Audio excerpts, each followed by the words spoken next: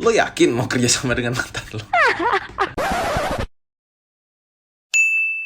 Ini bisa ada ruang buat sponsor, jadi kayak sambil gue ngobrol gitu kan, mungkin kalau ada teman-teman dari brand yang pengen product placement di situ kan, sini itu kan masih kelihatan bisa lah. Atau misalnya minuman gitu kan, wah di sela-sela minum. Halo, gue Jonathan N. Kembali lagi di Cubits, curhat berbayar tapi gratis. Nah, buat teman-teman yang belum tahu, jadi gue dulu buka sesi curhat berbayar. Itu 100.000 5 menit. Jadi orang curhat ke gue selama 5 menit, gue dengerin dan gue dibayar 100.000. Tapi sekarang gue bikin gratis dengan syarat, oke, mau dijadiin konten di YouTube dan juga di podcast. Nah, sekarang kita sudah kedatangan pencurhat, sebut saja namanya Christmas. Kenapa namanya Christmas? Karena penelpon sebelum ini namanya, gue kasih nama Mary, jadi Merry Christmas. Halo Christmas. Halo Kak, Halo, Bang halo. John. Kenalin gue Christmas. Oh, bagus ya, bagus. Kamu sudah langsung dapat feel-nya ya, langsung menjiwai ya. Iya. Oke, Chris. Wow, Chris. Mau curhat apa nih? Jadi gini Bang John, aku mau sharing sih sebenarnya, lebih minta ke pendapat. Jadi sekarang aku ada di posisi berpartner bisnis dengan mantan aku. Ya, belum selesai di situ, jangan ketawa dulu.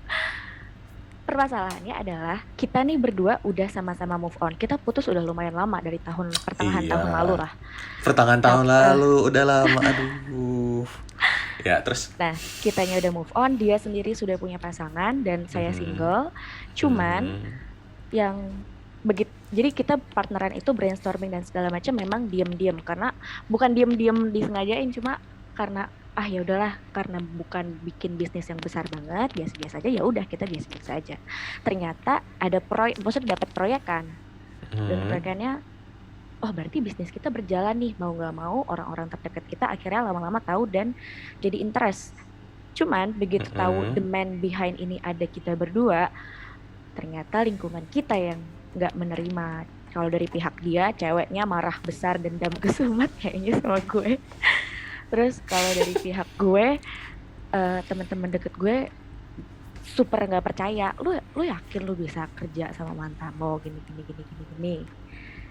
gitu. Padahal menurut gue dan mantan gue itu partner lah kita sebutnya ya, karena udah partner bisnis. Ya. Karena di situasi yang COVID kayak gini, siapa sih yang nggak mau survive gitu kan? Ya. Terus kalau misalkan ada opportunity seperti itu, ya kenapa enggak? Ya. Cuman ya kita juga nggak mau egois juga, kita dengerin pendapat mereka. Akhirnya kita sekarang lagi bingung nih gimana. Ya. Oke, pendapat gue, lo yakin mau kerja sama dengan mantan lo? Sama ya. Enggak, gini. Aduh, ya gini deh. Let's not involve love and business ya.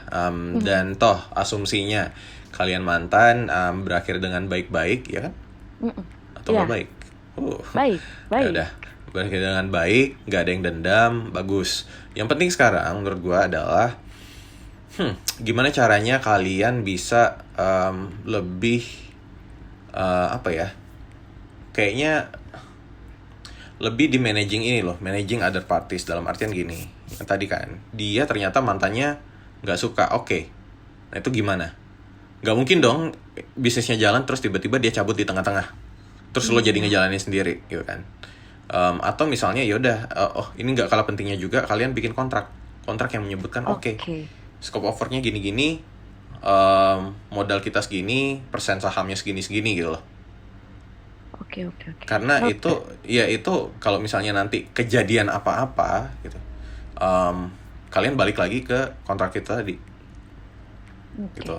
Kalau misalnya dia mau cabut, ya udah, ya cabut nggak apa-apa. Kayak lo ini saham, atau sahamnya nanti dijualin lah ke orang yang mau invest misalnya. Jadi akan ada partner baru gitu.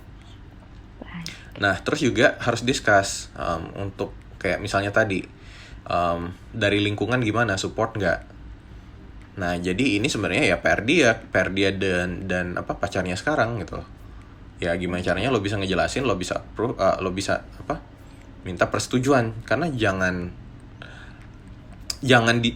main di belakang gitu loh. Maksudnya jangan diam-diam nggak ngomong ke pasangannya gitu kan ini lo bikin bisnis kalau gede ya it's gonna take a lot of your time gitu.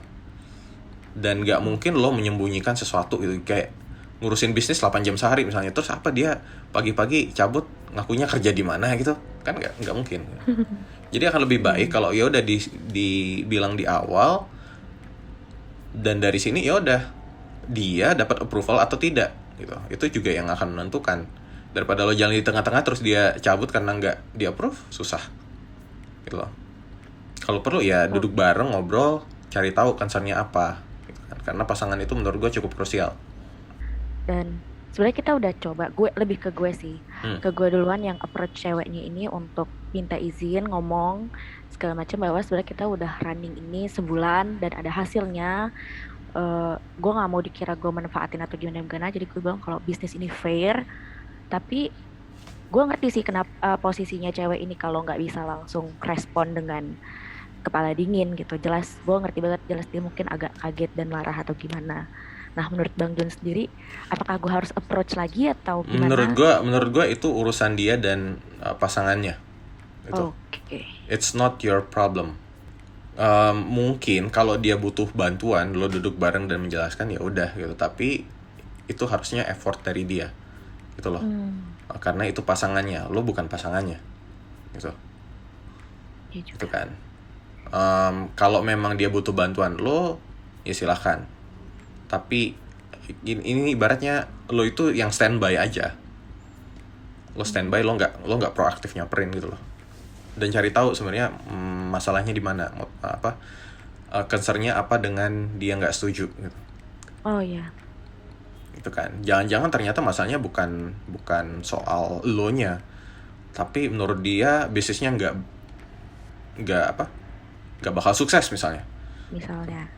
Gitu kan. Jadi jangan sampai kita juga berasumsi gara-gara gue mantar kali, ternyata bukan gitu. Atau ternyata selama ini si orang itu mungkin dia nggak bisa membagi waktu, terus malah bikin bisnis baru. Jadi bisa jadi malah time managementnya makin kacau, waktu untuk pasangan makin sedikit misalnya. Kan nggak tahu. Jadi biarlah mereka yang urus. Ya lo cuma bisa standby. Dan di satu sisi juga dalam berbisnis ya, mau partnernya mantan atau teman atau tetangga atau siapapun, jangan lupa hitam di atas putih, bikin semuanya jelas gitu loh.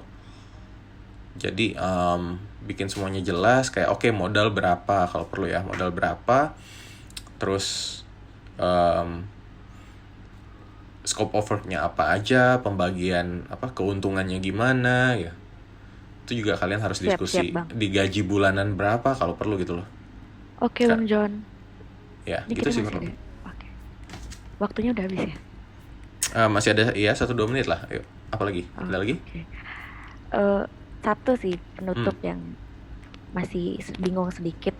Itu kan dari pihak sananya, dari pihak gue ini lebih ke orang terdekatnya, itu maksudnya keluarga. Di sini kan gue merantau, jadi cuma ada tante dan om gue dan teman-teman dekat.